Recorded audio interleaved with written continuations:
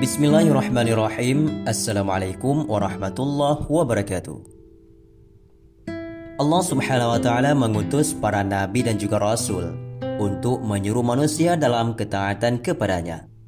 Selain itu, para nabi dan rasul juga diutus untuk menjadi teladan bagi umat manusia. Salah satu nabi yang dapat menjadi panutan perihal kesabaran saat menghadapi ujian adalah Nabi Ayub alaihissalam. Bagaimanakah kisah selengkapnya tentang Nabi Ayub alaihissalam? Silakan simak video ini sampai dengan tuntas agar tidak salah paham. Sebelum kita lanjut, jangan lupa sahabat tekan tombol like, komen, dan subscribe channel kami agar kami lebih bersemangat dalam membuat konten kebaikan selanjutnya. Nabi Ayub alaihissalam hidup pada tahun 1420 sampai dengan 1540 sebelum Hijriah. Beliau berasal dari Romawi. Beliau diutus oleh Allah untuk menyeru kaumnya, yaitu masyarakat di daerah Huran, yaitu sekitar Yordania dan juga Syria, agar menyembah Allah subhanahu wa ta'ala. Sebelum ujian kesabaran menimpanya, Nabi Ayub diberikan limpahan karunia nikmat oleh Allah subhanahu wa ta'ala. Beliau dikaruniai badan sehat dan juga wajah yang rupawan.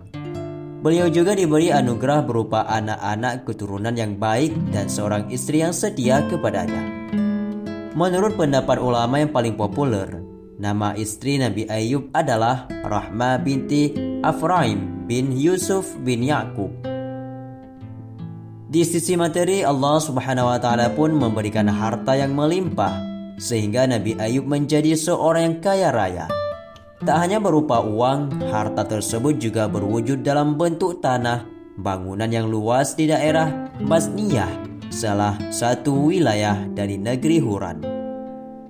Beliau juga memiliki bermacam binatang ternak dalam jumlah yang sangat banyak, hingga tak ada seorang pun yang bisa menandinginya.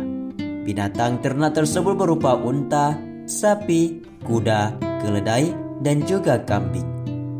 Dengan banyaknya nikmat yang telah Allah berikan kepadanya, Nabi Ayub pun rajin bersyukur. Beliau menjadi seorang hamba bertakwa dan menyayangi sesama.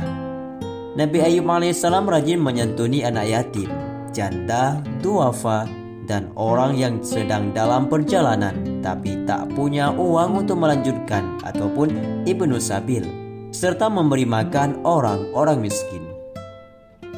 Sosok penyabar dan penuh rasa syukur Nabi Ayub alaihissalam mempunyai keturunan dan rezeki yang melimpah. Ia selalu bersyukur dan tekun beribadah kepada Allah. Hal itu membuat iblis iri. Ia meminta izin kepada Allah subhanahu wa ta'ala untuk menggoda keimanan Nabi Ayub alaihissalam. Apa yang akan dilakukan iblis kepada Nabi Ayub? Apakah iblis berhasil menggoda keimanannya? Silakan simak selanjutnya. Nabi Ayub alaihissalam disebutkan Allah bersama para nabi lainnya pada Al-Quran pada surah An-Nisa ayat 163. Sesungguhnya kami telah memberikan wahyu kepadamu sebagaimana kami telah memberikan wahyu kepada Nuh dan nabi-nabi yang kemudiannya. Dan kami telah memberikan wahyu pula kepada Ibrahim, Ismail, Ishak, Yakub, dan anak cucunya Isa, Ayub, Yunus, Harun, dan Sulaiman. Dan kami berikan Zabur kepada Nabi Daud. Kemudian Allah subhanahu wa ta'ala menceritakan tentang ujian diberikan kepada Ayub dan bagaimanakah kesabaran beliau menghadapinya. Sebagaimana firman Allah dalam surat Sad ayat 41-44. Dan ingatlah akan hamba kami Ayub ketika dia menyeru Tuhannya. Sesungguhnya aku diganggu setan dengan penderitaan dan bencana. Allah berfirman, hentakkanlah kakimu, inilah air sejuk untuk mandi dan untuk minum. Dan kami anugerahi dia dengan mengumpulkan kembali keluarganya, dan kami lipat gandakan jumlah mereka sebagai rahmat dari kami dan pelajaran bagi orang-orang yang berfikir sehat. Dan ambillah seikat rambut dengan tanganmu, lalu pukullah dengan itu, dan janganlah engkau melanggar sumpah. Sesungguhnya kami dapati dia Ayub seorang yang sabar. Dialah sebaik-baik hamba, sungguh dia sangat taat kepada Allah. Allah memberi ujian kepada Nabi Ayub alaihissalam dengan mengambil kembali seluruh nikmat berlimpah yang Dia berikan kepada beliau. Pertama, Allah timpakan kepada Ayub alaihissalam penyakit kulit di sekujur tubuhnya. Bahkan Ibnu Katsir menafsirkan, tidak ada satu pori-pori pun dari tubuh Nabi Ayub yang selamat dari penyakit judzam, yaitu pun kusta. Dengan itu Allah mengangkat nikmat paras beliau yang rupawan. Badan yang semula sehat, segar dan bugar Allah angkat dengan menimpahkan tubuh yang sangat lemah karena penyakit itu. Saking lemahnya dikisahkan Nabi Ayub sampai tidak sanggup berjalan sendiri untuk buang hajat ke kamar mandi, sehingga istri beliau harus menemaninya. Putra-putri beliau pun Allah ambil, semuanya meninggal dunia. Tak sampai di situ, harta Nabi Ayub yang berlimpah dan tak ada yang menandingi jumlahnya juga Allah tarik kembali. Nabi Ayub pun jatuh miskin, ditambah dengan kondisi penyakitnya, semua orang menjauhi beliau. Nabi Ayub pun mengasingkan diri ke suatu tempat. Hanya istri beliau yang setia menemaninya, juga 2 orang sahabat beliau yang selalu mengunjunginya. Para ulama pun berselisih pendapat mengenai berapa lamanya Nabi Ayub menjalani ujian tersebut. Ada yang mengatakan bahwa Nabi Ayub sakit selama 18 tahun. Ada juga yang berpendapat hanya 3 tahun saja. Sebagian ulama ada pula yang menyebutkan bahwa Ayub alaihissalam ditimpa musibah tersebut selama 7 tahun, 7 bulan, 7 hari.